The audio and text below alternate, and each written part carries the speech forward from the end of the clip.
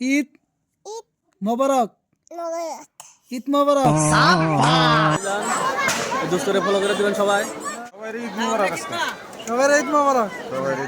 আসসালামু আলাইকুম। ভিডিওটা বেশি বেশি করে শেয়ার করবেন, ভিডিওটা স্কিপ করবেন না, পুরাপুরি দেখবেন ভিডিওটা কমপ্লিটলি।